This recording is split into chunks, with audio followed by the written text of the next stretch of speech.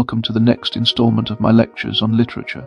This time I have chosen Waiting for Godot by Samuel Beckett. One question stalks the room before any line arrives. What survives every time waiting turns into a civic duty, issued in the guise of a token, thereafter collected mimicking attacks? In my coat pocket a slip of thermal paper once wrote. Taking a seat in an office I waited. Plastic chairs there carried the warmth of strangers. Numbers rose on a wall display with the authority of scripture. Vanishing into the same mild contempt bureaucracy keeps for the bodies it feeds on, they disappeared. Individual beeps promised progress. Through the speakers, succeeding signals delivered delay dressed in the clothing of procedure. Mirroring the ritual of hands crossing themselves at a graveside, faces practice patience by virtue of repetition that keeps panic from showing its teeth.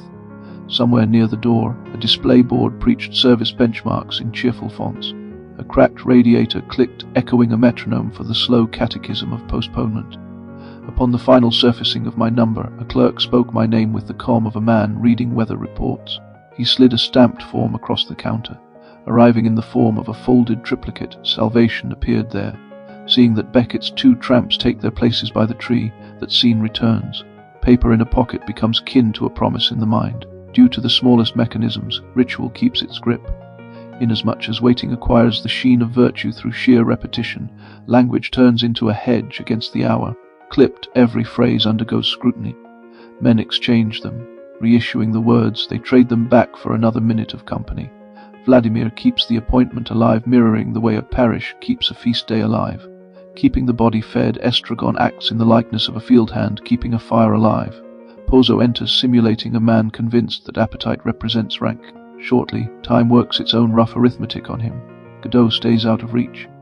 Offering the same hard lesson, the stage continues. Power flows to the promise from the ones who kneel before it. I begin here, therefore, with a ticket number. Following this entry, a stamped form appears. Finally, a throat train to wait arrives.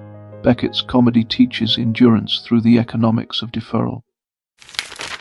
A bottle lay where the road's edge surrendered its pride and slid into a ditch, half sunk in pale mud that had crusted under wind, its glass filmed with roadside ash, as though the day itself had exhaled and then forgotten. I had seen such objects along Irish boreens after a wake, where an emptied thing kept a man's thirst in its hollow, and I had watched them in Paris lanes after a night, when men sang as though song could pay rent. Yet the bottle I bring into this lecture belonged to a stage that seemed to own almost nothing, and therefore carried everything that mattered. It rested as witness, since it endured after hands withdrew, since it held the trace of lips that had pressed its rim, since it waited with an obedience that outlasted any vow the living could manage. Whenever Waiting for Godot tempted my listeners toward metaphysical quickness, toward an airy verdict about meaning, this bottle pulled their eyes downward, where the ditch's humble economy demanded attention. Somebody had carried it, somebody had emptied it, somebody had dropped it, and somebody else had watched it settle among weeds, as though the world had room for such small abandonments, which meant that companionship, in Beckett's theatre, arrived as a practice of noticing before it, arrived as a doctrine. Waiting for Godot has travelled through departments as a banner for the absurd, and the term often enters with professorial ease, as though a label could settle a room into safety, while the play itself kept refusing any comfort that arrived through naming. Beckett's stage drove thought back into bodies that itched, limped, and shook with hunger while time pressed upon them with a dull thumb, and the early audiences in Paris, who watched Roger Blin coax the piece into visibility in 1953, met that pressure as a physical presence, since post-occupation air still carried moral grit, and since theatre, having served too many causes too cheaply, needed a language that could survive shame. When London received the English version, and when the play began its long migration into repertory and myth, the pressure remained, since the work asked each audience to accept that endurance required comedy, while comedy, once it stopped serving as decoration, could become an argument lived in the muscles. Vladimir and Estragon waited by a tree that offered silhouette without fruit, and their speech, thin, looping, broken by pauses, kept time from devouring them whole, while the bottle, lying in the ditch, suggested that waiting always occurred inside a world that had already discarded something, which meant that the road already held traces of others before the tramps arrived to turn it into their daily station. The bottle makes Beckett's lived argument legible, since a bottle implies a mouth, and a mouth implies need. Therefore, when Pozzo arrived with his whip and his basket, bringing food and drink as theatre, his meal declared a politics even before he ordered Lucky to dance. Pozzo drank from a bottle, wiped his lips with the back of his hand, and cast the emptied thing aside, as though the world existed to receive his refuse, and that gesture, often remembered as comic business, altered the stage's moral weather, since the tramps, who bartered carrots and turnips as though root's sacramental weight, confronted a man for whom abundance served as a performance of rank. The bottle's fall into the ditch operated as a small verdict upon mastery, since the object that had served Pozzo's mouth ceased to matter the instant it ceased to serve him, while the ditch, receiving it, declared a different law. What one man calls remainder becomes another man's environment. Beckett placed that law inside laughter, since Pozzo's self-importance invited mockery, yet the bottle's mute persistence insisted upon consequence. The prop remained after the gag passed, and the audience, if it kept faith with the stage's austerity, felt how a discarded object could thicken time, since it turned the road into an archive of small violences. Beckett learned that comedy, when it endured, acquired the weight of an argument, and he learned it through traditions whose genius depended upon the double act, where two bodies maintained their bond while each tried to escape it. In Dublin music halls and in London vaudeville houses, a pair survived through timing, injury, and affection, and an audience laughed at pain while recognizing it as its own, since laughter offered breath distance from the grind of work and weather. Waiting for Godot imported that lineage into a landscape that had lost the old assurances, and it sharpened the form until the joke began to function like a tool. Every exchange, boot trouble, hat trouble, forgetfulness, confusion over the day, resembled a routine that might have lived comfortably under gaslight and a jaunty tune, while Beckett insisted upon stripping away the tune so that the routine skeleton could speak. Endurance comedy in his hands became lived argument, since the men's persistence in talking, despite fatigue, despite boredom, despite fear, demonstrated that companionship served as shelter, and since that shelter arrived through consequence, without the other man's ear, each man's mind would spiral into its own cruelty. A brief fragment belongs here, since Beckett's rhythm demanded alternation between density and sudden sparseness. A man waited, another man waited with him. The ditch waited too, holding glass. The audience waited, and waiting acquired contour. Lineage, in Beckett's case, carried more than music hall skill. His apprenticeship under James Joyce taught him the grandeur of syntactic abundance, and his early criticism revealed a mind that could reverence complexity while hearing its vanity, since any cathedral of language can begin to resemble a monument to the builder's ego. Writing beside Joyce, and then writing after Joyce, demanded self-clarification, since the shadow of a master can swell until it eclipses the apprentice's breath. Beckett's turn toward French, adopted as a deliberate discipline, opened a narrower channel through which his sentences could pass with fewer ornaments, and the act of writing in a second tongue imposed a vigilance upon his ear, since each phrase had to earn its place, arriving through deliberation instead of inherited habit. That linguistic austerity, often treated as pure despair, can be read as moral hygiene, since Beckett had watched rhetoric serve brutality in Europe, and since he had watched grand speech become a mask for administrative violence. Therefore, the play's reduced diction functioned as an ethic, while the bottle in the ditch, ordinary and blunt, offered a material analogue. A container that once promised fullness, now empty, now lying among weeds, now refusing to glow with symbolic comfort unless the spectator earned that glow through attention. Creative milieu also marked the work. Beckett wrote in a Paris that had endured occupation and liberation, where cafes buzzed with politics and philosophy while streets still carried masonry dust, and where theatre sought new forms after propaganda's moral collapse. The early 1950s carried rations memory, refugee movement, and the Cold War's rhetoric of promises, while consumer goods began their gradual return, arriving as tokens of normality that concealed unresolved grief. Such pressures shaped the play's surfaces.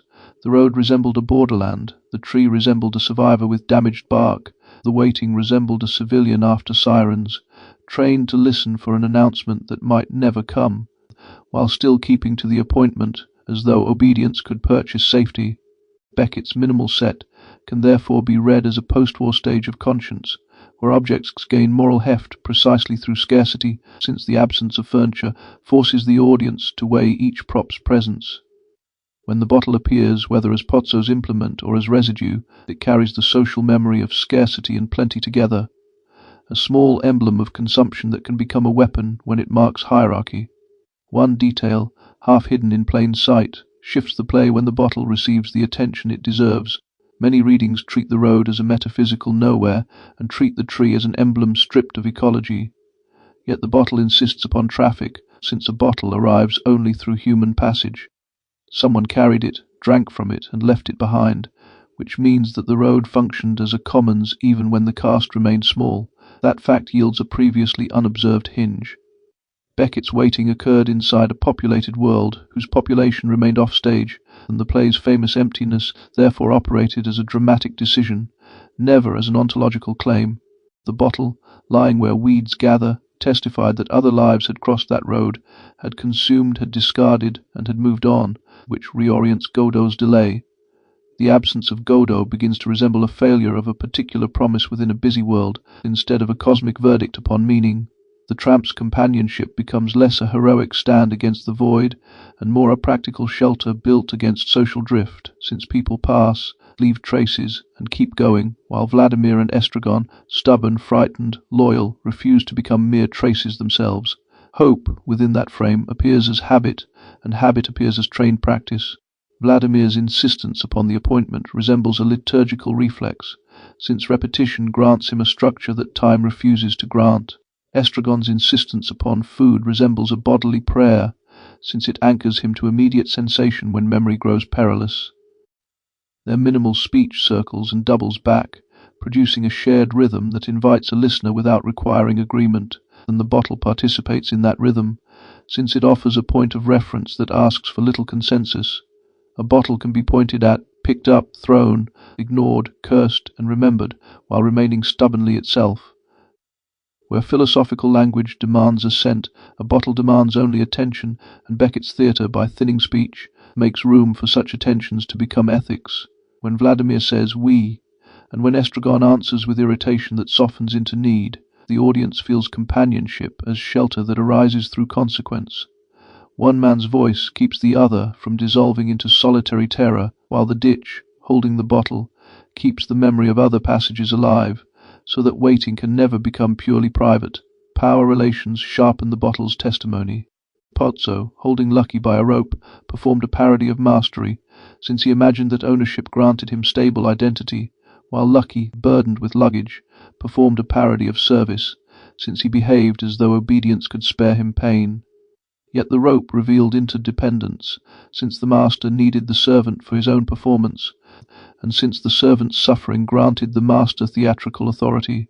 When Pozzo returned in Act 2 blind and fallen, crying out for help, Mastery's costume slipped, and the audience heard how quickly a sovereign becomes a beggar once the body withdraws its cooperation. The bottle in the ditch gains force here, since it already carried the story of a man who took what he wanted and threw away the container. Blindness, arriving later, turns the thrower into a body that can be thrown.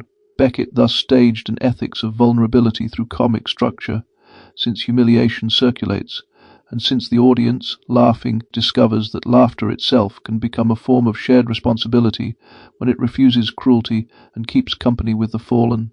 Beckett's biography prepared him for such an argument, since his wartime work in the resistance had shown him secrecy, hunger, and the fragile dignity of small cooperation, while his post-war poverty had shown him how a day gets stitched together through minor resources, and while his Irish upbringing had shown him how Protestant discipline can coexist with inward skepticism toward salvation by word.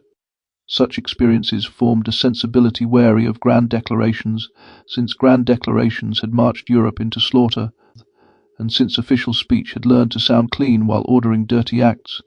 In that light, Godot's sparse language appears less an aesthetic stunt and more an ethical recoil. The bottle embodies the recoil, a small vessel once full, now empty, now lying in the ditch refusing to pretend. It offers no sermon, yet it carries evidence, and evidence matters in a century that learned how easily speeches can erase bodies. When Vladimir tries to remember, and when Estragon tries to forget, Beckett places them between archive and amnesia, while the bottle, enduring among weeds, suggests a third way, a trace that persists without demanding interpretation, while still requiring acknowledgement. Theology, which the play courts and mocks with equal cunning, returns whenever Godot enters speech, and the bottle illuminates that courtship. A bottle resembles a counterfeit sacrament, since it promises fullness and delivers emptiness, and since its glass catches light like a cheap halo when the stage lamp tilts at an angle. When Vladimir clings to the appointment as though it were liturgy, Estragon clings to the next bite, and the bottle stands between their hungers, suggesting that every hope involves a vessel whose contents remain uncertain. Beckett, formed by Scripture's cadences even while he distrusted clerical certainty, allowed biblical echoes to flicker: thieves, salvation, a tree, the messenger, so that the audience could feel how religious promise haunts the modern mind even when belief falters. The bottle, in that haunted space, becomes a parody chalice.